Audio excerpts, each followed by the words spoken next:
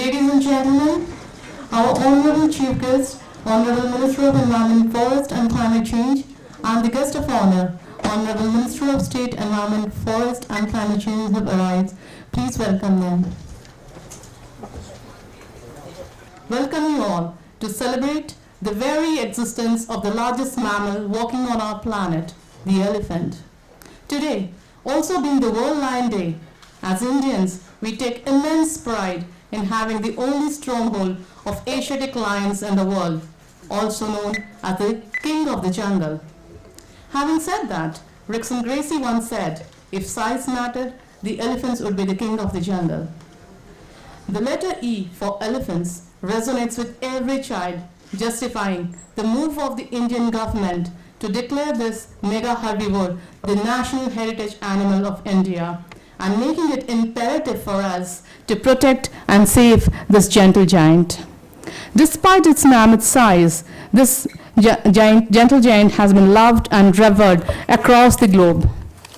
Yet, ironically, it is also hated and killed due to the escalating human-elephant conflict and for the undesirable demand of its ivory, necessitating the urgent need to conserve and protect the species through mass awareness amongst all masses and stakeholders, thereby the ministry celebrating the World Elephant Day every year with zeal and commitment to save the largest bastion of the species existing in India. May I request our Chief Guest, Honorable Minister of Environment, Forest and Climate Change, and our Guest of Honor, Minister of State, Environment, Forest and Climate Change, and the other dignitaries to kindly light the lamp and declare the event open.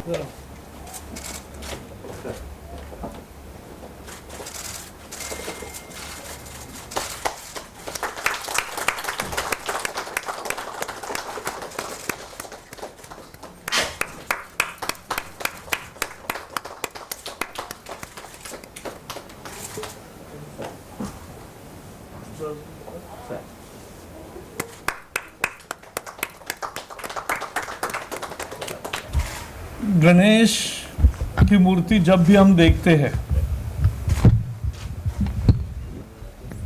तो एक बुद्धिमान देवता की याद आती है। हाथी भी प्राणियों में बहुत बुद्धिमान प्राणी है।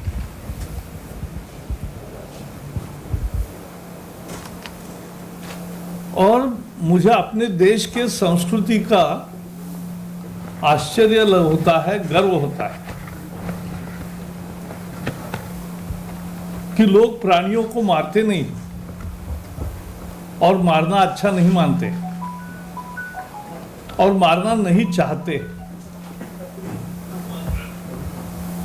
अभी मैंने देखा, सुना न्यूज़, ऑस्ट्रेलिया में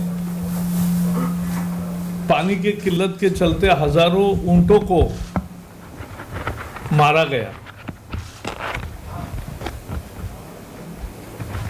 हमारे देश में ऐसा नहीं होता।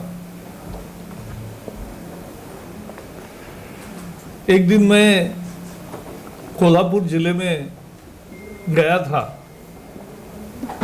तो वहां सारे किसान इकट्ठा हुए थे और वो बताने लगे कि एक के बाद एक कि हाथी आते हैं, खेत का नुकसान करते हैं, पूरा साफ करते हैं, तोड़ देते हैं, शिकायत करते हैं। तो मैंने कहा इसका क्या करें? तो जंगल के अधिकारियों ने कहा कि उनको वापस जंगल में भेजने के वो क्या प्रयास करते हैं। लेकिन मैंने कहा इसका कोई मारते हैं क्या? तो किसानों ने कहा नहीं सर, मारना नहीं चाहिए।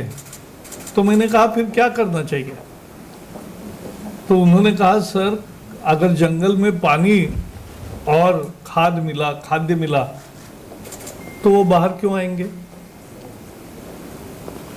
और एक जो किसानों ने ये सूत्र समझाया, उसके आधार पर हमने fodder and water augmentation in jungle areas, ये बड़ा महत्वपूर्ण कार्यक्रम लिया है। और उस कार्यक्रम में अब इस बार लाइडर टेक्नोलॉजी का भी उपयोग कर रहे हैं, लाइडर सर्वे भी कर रहे हैं। और इस साल जो दिसंबर के बाद काम होगा सर्वे के बाद, उसके सहारे अगले साल से जंगलों में पानी और जंगलों में घास और खाद्य बहुत अच्छे मात्रा में पैदा होगा, ये मुझे पूरा विश्वास है। तो ये देश प्राणियों पर प्रेम करता है, प्राणियों को अपना समझता है, प्राणियों की पूजा भी करता है, पेड़ों की पूजा करता है, प्रकृति को अपने साथ मानता है। और इसलिए हमने देखा दुनिया में भारत के पास दुनिया की केवल 2.5% जमीन है, केवल 4% बारिश है, और जनसंख्या तो दुनिया की 16% भारत में है। 16% पशुओं की संख्या भी दुनिया की भारत में ही है, और दोनों को खाना भी लगता है, जमीन भी लगता है, पानी भी लगता है। फिर भी मैडम यहां बैठी है तो 808% बायोडाइवर्सिटी, हमारे देश में जीव विविधता दुनिया की यहां है। ये इस देश के लोगों ने जो प्रकृति को अपना माना उसका उदाहरण है, उसका परिणाम है। और इसलिए ह्यूमन एनिमल कॉन्फ्लिक्ट न हो उसके सीधे सीधे उपाय भी होते हैं। मैं काजीरंगा गया था। काजीरंगा में एक नियत स्थान से हाथी 1 या 2 बार दिन में क्रॉस करते हैं सड़क को। कभी कभी एक्सीडेंट होते थे, रात में खासकर। तो उसमें 2 उपाय थे। एक था जो अधिकारियों ने तुरंत एक प्लान बनाया कि सर एक 10 किलोमीटर का फ्लाईओवर लाएंगे। अरे उसको 2000 करोड़ रुपए लगेंगे, कैसे कर सकते हैं? तो ऐसे उपाय मत बनाओ कि जो फिजिबल नहीं है। तो हमने दूसरे अधिकारियों ने चर्चा की, साइंटिस्ट भी थे, उन्होंने बताया कि अगर सिग्नलिंग करेंगे कि सेंसर से हाथी की मूवमेंट का पता करके अगर रोड पर वो जो रेलवे के सिग्नल जैसे मैंड गेट पर पड़ते हैं वैसे सिग्नल पड़ेंगे तो बीच में से हाथी जाएंगे, बाकी यातायात रुकेगी। और वो हमने शुरू किया और सफल रहा। तो ये कर सकते हैं। एनिमल ह्यूमन कॉन्फ्लिक्ट टालने के भी ये अनेक उपाय हैं। लेकिन जो मनुष्यों की हानि होती है वो भी टालने के लिए प्रशिक्षण की भी जरूरत है, और वो ज्यादा रूप से हमारे लोग और फॉरेस्ट विभाग के लोग देंगे। क्योंकि आप फॉरेस्ट के बाहर न जाने के लिए कितनी भी उसको हर्डल्स तैयार करो आप हाथी को, अगर उसको जाना है तो वो जाएगा ही। एक बुद्धिमान प्राणी है, वो समझता है क्या ये है, बीच में जो खड़ा किया है वो क्या है, और उसको टाल देता है। तो इसलिए हाथी एक हमारा वैभव है। और देखो भारत कैसा है, दुनिया के 77% बाघ भारत में, और दुनिया के एशियन एलिफेंट्स में 60% भारत में।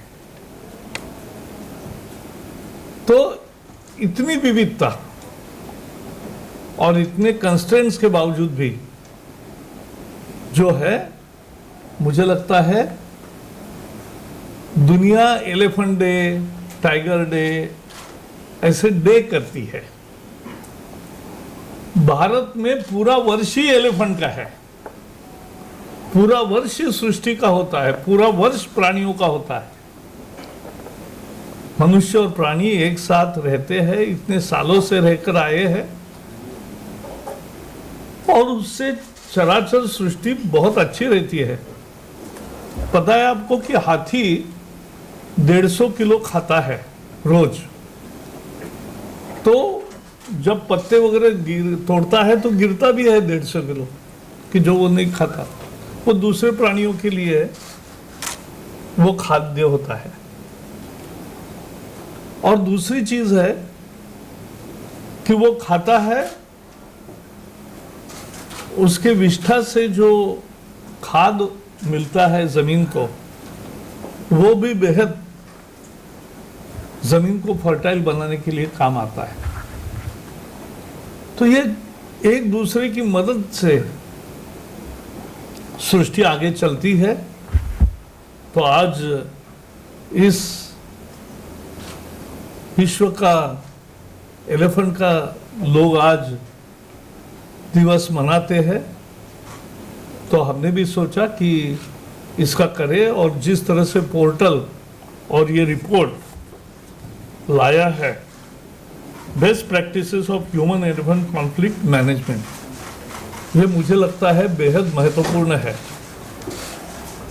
क्योंकि केवल लोगों को पैसे देकर उनके क्रॉप के नुकसान का या उनके जान माल के नुकसान का केवल उपाय नहीं है। उपाय ज़्यादा रोबस्ट ट्रेनिंग और जंगलों में ज़्यादा पानी और घास और बाम्बू और बाकी सारे तैयार करना खाद्य, ये उसका उपाय है और वो हम करने के लिए प्रतिबद्ध है। इतना ही आज के दिन पर मैं कहूँगा। सबको बहुत बहुत धन्यवाद।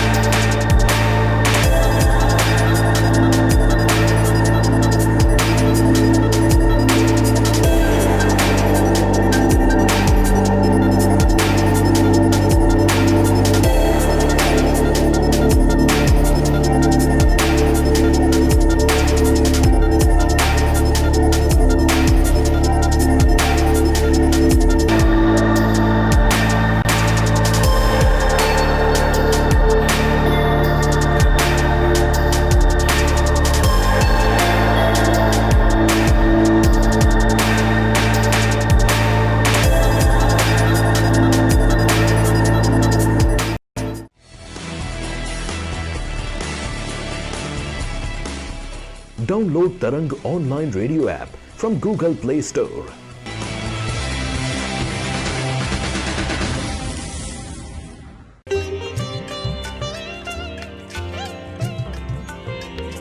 You are listening to Tarang Devotional Online Radio.